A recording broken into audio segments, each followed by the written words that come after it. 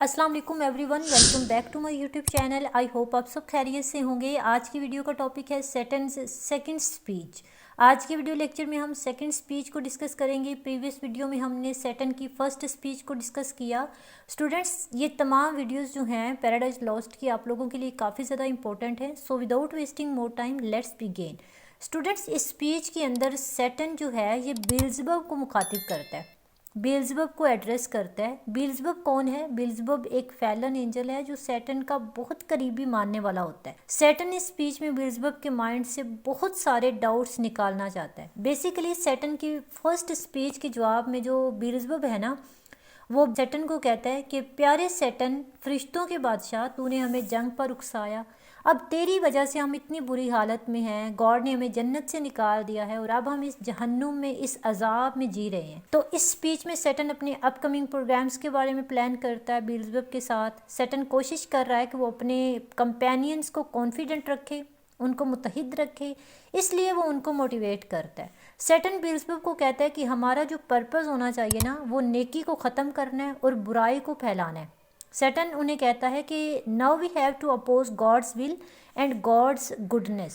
Saturn जब तमाम angels को देखता है, सभी एंजल्स बहुत बुरी हालत में होते हैं, बहुत मिजरेबल कंडीशन में होते हैं, तो उनको कहता है कि to be weak is miserable, कमज़ोर होना मिजरेबल है। वीकनेस इज़ अ कर्स, यानी हमें कमज़ोर नहीं पड़ना, हमें हिम्मत रखनी है, हौसला रखना है, ताकि हम गॉड से रिवेंज ले सकें। बेसिकली सैटर्न उन्हें कहता है कि हमारा जो टारगेट होगा ना, इस स्पीच के अंदर वो आगाह करता है अपने साथियों को, हमारा टारगेट जो है वो अच्छाई नहीं होना चाहिए, यानी हमें बुराई इतनी ज़्यादा करनी है, इतनी ज़्यादा करनी है कि अच्छाई कभी हो ही ना, उस बुराई में से भी कोई अच्छाई का एलिमेंट नज़र ना आए। यानी अपने तमाम साथियों को, अपने तमाम कंपेनियंस को बुराई पर आमादा करता है, उन्हें उकसाता है।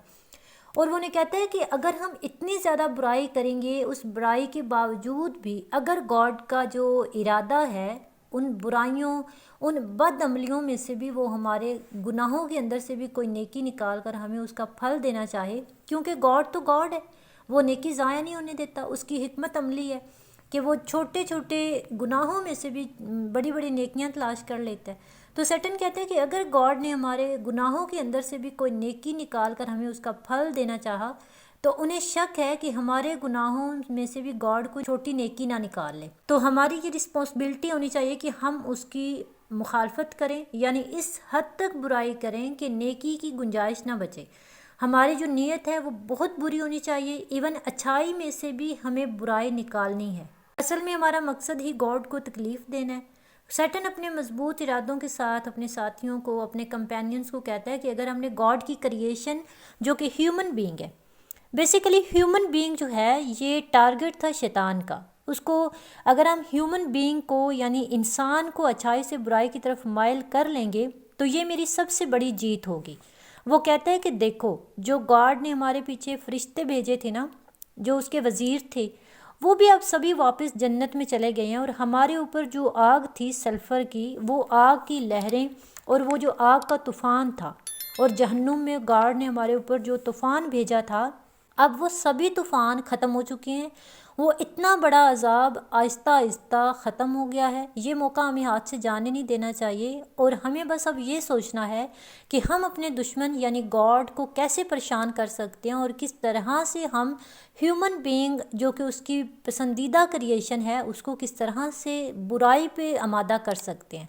अगर हमने ह्यूमन बीइंग को बुराई पे आमादा कर लिया, उनको अच्छाई से बुराई की तरफ ले आए, तो ये ही हमारी सबसे बड़ी जीत होगी।